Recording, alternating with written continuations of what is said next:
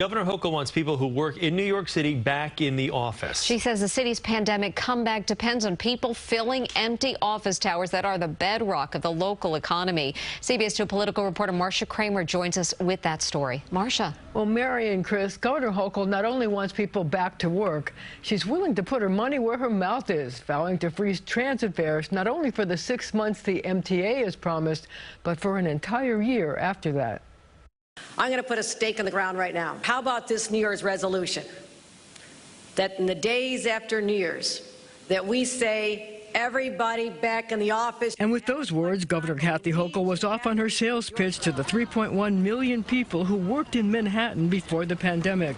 She wants everybody back so the city can return to its pre-pandemic vibrancy. You can have a flex time, but we need you back at least the majority of the week. Come on back, New Yorkers, we miss you.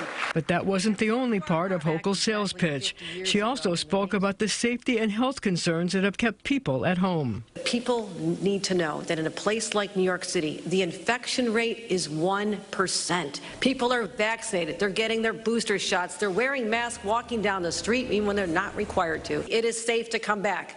Send that message out to your employees. Come back to work. We miss you. The governor's remarks at the Association for Better New York, ABNY, were greeted with relief by many of the city's movers and shakers in attendance. People worried about the restaurants and dozens of small businesses whose livelihood depends on the people who work in the city to patronize them. We know the effect on the small subsidiary businesses, the little mom and pop shops, the retail, the places people stop for coffee and for lunch. All those little businesses are also hurting until people come back. And to sweeten the pot, Hochul also made promises about making it easier for people to get back to work. No planned service disruptions and no fare increase for the rest of this year and next year. That must have been something of a surprise to MTA officials, including Acting Chair Jano Lieber, who only yesterday said he could freeze the fares for 6 months. Don't worry, Jano, I'll find the money somewhere. Well, it's unclear how successful Governor Hochul will be in getting people back in their offices. A recent study by the Partnership for New York City predicts that only 49% of office workers will be back at their desks by the end of January.